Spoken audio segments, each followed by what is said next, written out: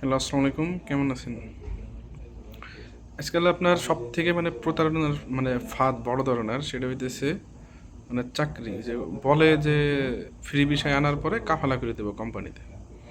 And এই দেশের থেকে আপনারা কি বলে বেশিরভাগ সময় বলে যে আপনার কফি শপে চাকরি, রেস্টুরেন্টে চাকরি, তারপরে হোটেলে আবাসিক হোটেলে চাকরি। তো এমনভাবে বলে যে মনে হয় কি ওর শ্বশুরের আপনার এই রেস্টুরেন্টগুলো ওর শ্বশুরের আরকি। ও মুখে, মুখে আপনারা মনে করেন চাকরি-টাকরি দিয়ে দিবে আরকি। তো ও আনে কিসে আপনারে ফ্রি ভিসায় আনবে, ফ্রি ভিসায় আনার পরে আপনারা মনে করেন কাফালা করে দেবে আর কি।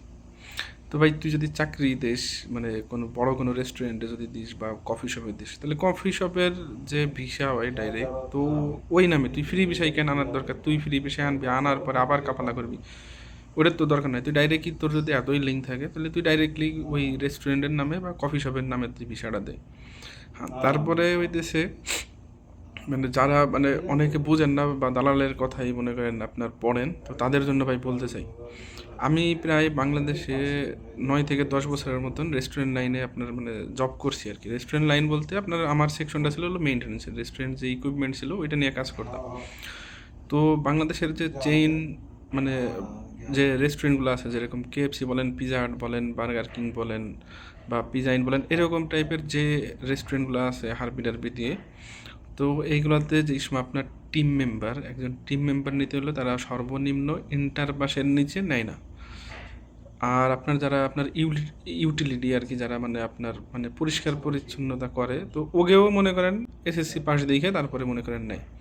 অ্যান্ড আপনি, এটা বাংলাদেশ না, এটা হইতেছে সৌদি আরব বা যে কোনো একটা বাইরের কান্ট্রি। তো আপনি বাংলাদেশে যে সময় আপনি চাকরির জন্য অ্যাপ্লাই করবেন, তখনই যদি আপনি রিজেক্ট হন আর আপনার কাছে কোনো কোয়ালিফিকেশন নাই, কোনো কিছু নাই, তো আপনি কিভাবে চিন্তা করেন যে বাইরের একটা কান্ট্রিতে আপনি ভাষা জানেন না, কোনো কিছু জানেন না, তো সেইখানে এসে একটা ভালো কোনো রেস্টুরেন্টে আপনি জব পাবেন মনে করেন দালালের কথায়।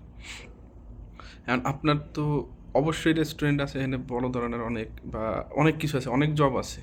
অবশ্যই তাহলে স্কিল থাকা লাগে। এখন আপনারা যদি কোনো দালাল বলে যে স্কিল ছাড়া আপনার চাকরি দিয়ে দিবে, তো তখনই আপনার মনে করেন তার কথায় না ভুলে অন্তত বিচার বিবেচনা করা উচিত আপনার নিজের, যে আসলেই কি এটা কি সে দিতে পারবে কিনা, আমি আর কোনো স্কিল নাই বা আমার কোনো যোগ্যতা নেই, সে কীভাবে দিবে, আপনার তো একবার হলেও চিন্তা করা উচিত। আপনি যে প্রতারণা হবেন না, কেন হবেন না বলেন আমারে? কারণ একটা দেশে আপনি আগে চিন্তা করেন যে আপনি বাংলাদেশে ভালো কোনো একটা রেস্টুরেন্টে নিজের যোগ্যতায় চাকরি পান কিনা। যদি হ্যাঁ, আপনি যদি বাংলাদেশের কোনো ভালো কোনো রেস্টুরেন্টে যদি মনে হয় যে না আমি ভালো চাকরি পাইতে পারি, তাইলে ঠিক আছে, এই দেশে আসলে হয়তোবা আপনার জন্য কঠিন হইব, হয়তোবা আপনি পাইতে পারেন আর কি। তো সেই হিসেবে যদি বলে যে হ্যাঁ তুমি ওইখানে তোমার ভালো অভিজ্ঞতা আছে বা ভালো দক্ষতা আছে, তুমি এইখানে করতে পারো, তাহলে এইখানে এসেও করতে পারবা। আর এইসব দেশে কোনো সময় আপনার অভিজ্ঞতা ছাড়া বা দক্ষতা ছাড়া কোনো লোক রেস্টুরেন্টে নিতে চায় না।